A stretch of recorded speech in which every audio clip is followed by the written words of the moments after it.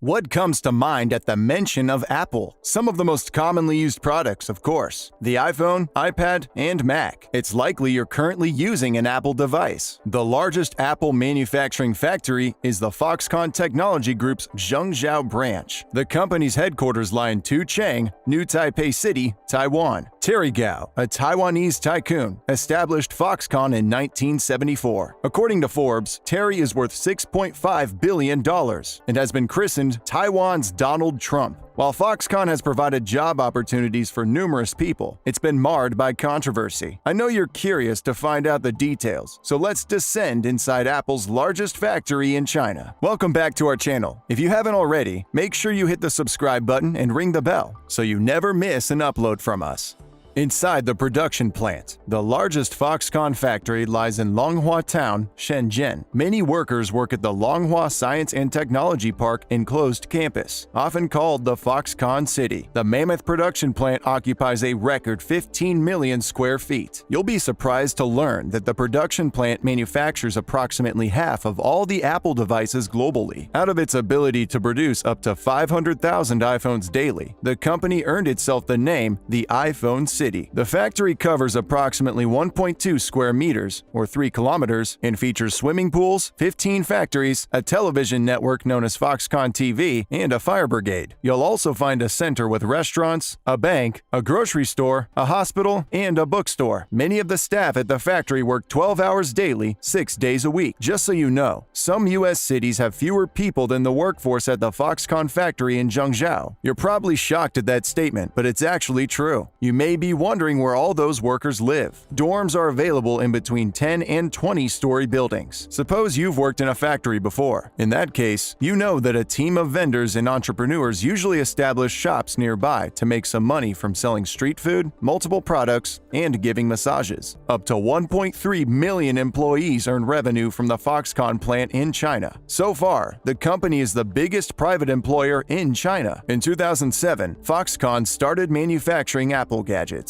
Since then, the company has faced one accusation after the other. These range from staff complaining about horrible working conditions to labor abuses and severe penalties for workers when they make mistakes. Foxconn experienced different suicides among its workers between 2010 and 2011. Both Foxconn and Apple had to make some changes at the production center to control the situation. Of course, no company wants to lose its reputation and will salvage it before the condition worsens. Now, you should know that many big companies rely on some government support to remain afloat. In this case, the government has been instrumental in supporting the company through tax incentives, support, and subsidies to maintain Zhengzhou production. From the assistance Foxconn receives from the government, they have built power plants and new roads leading to the factory. They've also managed to pay transportation and energy costs. Foxconn also takes advantage of the assistance they receive from the provincial government to settle export target bonuses that totaled $56 million in 2016. For a company that big, they need lots of effort from the government. The province has set regulations covering the number of employees from local cities and villages working in the factory. Sometimes when work gets overwhelming, the company receives additional workers from governmental coal companies. According to the Financial Times, trade schools send students from the age of 16 to work at Foxconn to acquire work experience, which would help them graduate. Just before the iPhone X was released in the market, reports show that numerous students worked overtime at the company, and perhaps you know someone who works there. But did you know that this action is illegal under Chinese regulations? Speaking to the Times in 2016, Liu Mi, who heads a private recruiting company in Zhengzhou, said, "Every city's Department of Labor and Ministry of Human Resources is involved."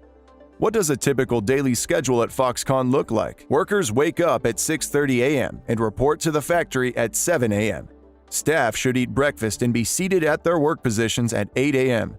Lunch lasts an hour, with many staff preferring to eat at the available hotels inside Foxconn. However, a few teams opt for the vendors outside campus because the meals are better. The shift would end at 5 p.m., but sometimes staff receives an offer to work extra hours, often getting off the clock between 8 and 10 p.m. In the evening after work, staff is free to engage in dinner together with their friends. Interested parties can even play video games before retiring to bed at 11 p.m. This schedule remains unchanged unless staff has to work during the night shift.